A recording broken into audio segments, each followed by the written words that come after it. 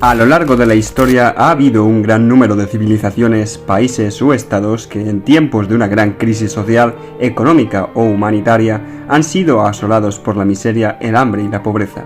En este contexto es cuando surgirán una serie de movimientos sociales en cada uno de los países afectados que intentarán romper con el poder establecido, buscando, bajo su punto de vista, un mundo más igualitario.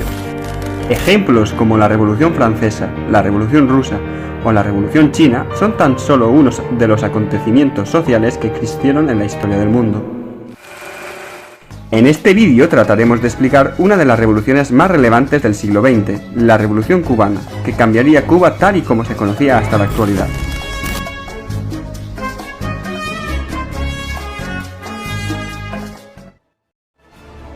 Nos encontramos en el año 1917 en Rusia. La Revolución Rusa acaba de consolidarse y los comunistas liderados por Lenin acaban de hacerse con el poder. La Revolución de los Trabajadores ha triunfado. Este triunfo se hace eco en todos los confines del planeta. El marxismo-leninismo ha ganado y las aspiraciones de la población mayoritariamente pobre se convierten en esperanzas de cambio. Viajamos en el tiempo y el espacio a Latinoamérica, lugar del que actualmente mucha gente quiere huir. Viajamos a Cuba. En Cuba existe una tradición de protesta, ya que uno de los personajes más importantes es José Martí, que consiguió revolucionar a su territorio para convertirse en un estado independiente de España, pero que sin embargo caería en la telaraña gigantesca de Estados Unidos, convirtiendo a Cuba en un estado títere del país de Homer Simpson.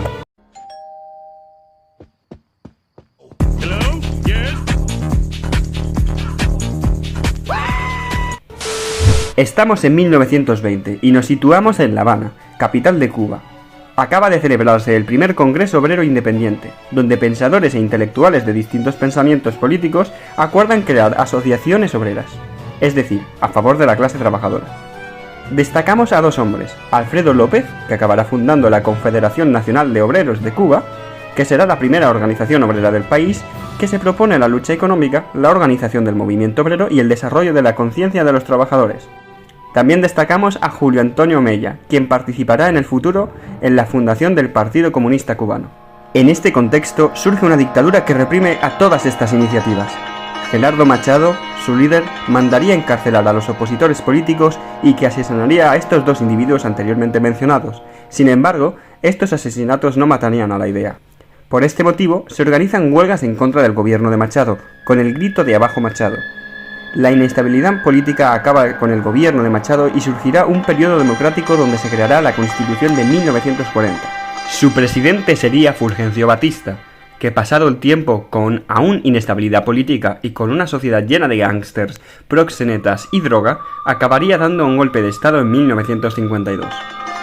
Este golpe de estado, con el apoyo del ejército, haría saltar las alarmas de los defensores de la Constitución. Batista convertiría a Cuba de nuevo en un país títere de Estados Unidos. Además, las pretensiones de su dictador era convertir a Cuba en una especie de casino latinoamericano, ya que estaba arruinando el país y necesitaban inversiones millonarias. Además, en este momento empiezan a organizarse agrupaciones armadas, las famosas guerrillas, que tratarán de derrocar a Batista. Es en este momento donde surge el mayor protagonista de la Revolución Cubana, Fidel Castro. Fidel Castro en esta época ya contaba con una tradición rebelde en su temprana edad. Para la época de Batista, Fidel ya trataba de persuadir y alentar a la revolución, sobre todo a los jóvenes del Partido Ortodoxo, que si bien no eran partidarios de la lucha socialista que planteaba Castro, estaban absolutamente en contra de la dictadura de Batista.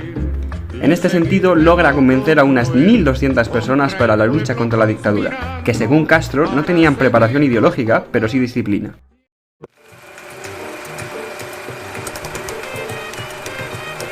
Estos antecedentes a la Revolución Cubana los podemos ver fugazmente en la película de El Padrino 2, en el que el personaje protagonizado por Al Pacino, Michael Corleone, es testigo de un asesinato por parte de la guerrilla que le incita a pensar que la guerrilla cubana liderada por Castro triunfará y que por tanto no invertirá su dinero en la Cuba de Batista.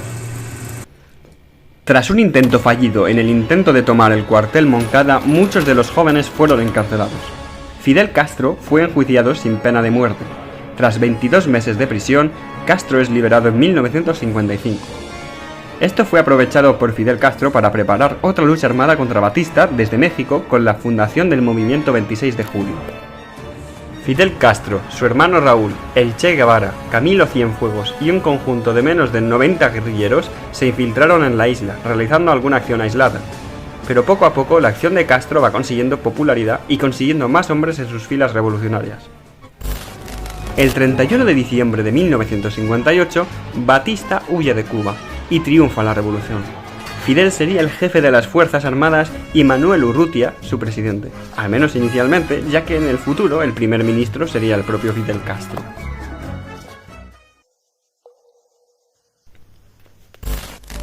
Lo primero que se hace para fomentar el cambio es realizar una serie de juicios revolucionarios en contra de los criminales de guerra asociados al régimen de Batista, así como los opositores de la revolución.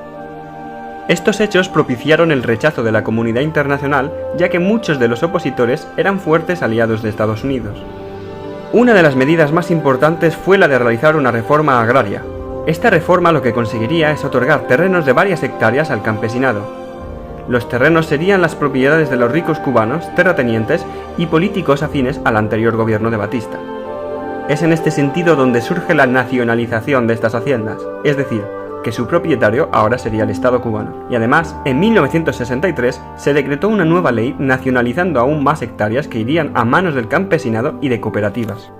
Por otro lado, los líderes de la mafia que surgieron en el contexto de la época de Batista vieron el final de sus días, ya que las autoridades cubanas arrestaron a sus líderes. Además de esto, se hicieron grandes campañas de alfabetización que pusieran en igualdad de condiciones a la población afrocubana, para así garantizar educación y tratar de combatir el racismo. Además de esto, se implementó un gran programa sanitario por todo el país que garantizase el bienestar médico de la ciudadanía. Con el paso del tiempo, estas medidas acercaban la igualdad de condiciones en el país. La inminente unión política entre Cuba y la Unión Soviética no gustaba a los estadounidenses, que estaban en plena Guerra Fría contra los rusos. Los estadounidenses vieron amenazados sus pretensiones económicas en América con un país que estaba muy cerca de la Florida de Estados Unidos, además de tener el temor que la revolución llegase a más zonas de Latinoamérica donde los norteamericanos controlaban estratégicamente. Por ello se mandó a opositores cubanos exiliados a una zona de Cuba, la Bahía de Cochinos, en 1961. Esta intrusión lo que buscaba era implementar un gobierno provisional para derrocar a Fidel Castro. Sin embargo, fracasó estrepitosamente tras 65 horas de conflicto, donde los revolucionarios de Castro desmovilizaron toda la operación. Por este motivo, Estados Unidos decretó un bloqueo económico y comercial que imposibilitaba las relaciones comerciales de Cuba, que dinamitó sus opciones económicas y que lastró al país hasta el punto de no ser tan sostenible como querían. Aunque los cubanos tenían el apoyo de la Unión Soviética en un principio, la situación de la isla era de dependencia. Por este motivo, las negociaciones entre Cuba y la Unión Soviética resultaron en la instalación de misiles nucleares en Cuba, que apuntaban a su enemigo común, Estados Unidos. Estados Unidos accedió a la información de que existían estas bases nucleares en Cuba y surgió la alarma y el pánico en la que fue seguramente la mayor posibilidad de que el mundo estuviera cerca de una guerra nuclear hasta el año 2022. Finalmente, la Unión Soviética accedió a desmantelar estas operaciones y con la caída del telón de acero y el muro de Berlín, la Unión Soviética se convertía en un país capitalista, dejando aisladas las posibilidades de Cuba. Hay que decir que este bloqueo elimina la posibilidad de acceder a productos alimenticios o médicos. También es importante mencionar que este bloqueo económico de la gran potencia mundial a Cuba sigue vigente, a pesar de que las Naciones Unidas han condenado 28 veces este acto, que consideran que viola el derecho internacional. Cuba consiguió sobrevivir al bloqueo con medidas como la aceptación de divisas como el dólar en Cuba. Y con esto terminamos el vídeo sobre la Revolución Cubana. Aquí les dejo una serie de bibliografía que puede resultarles interesante.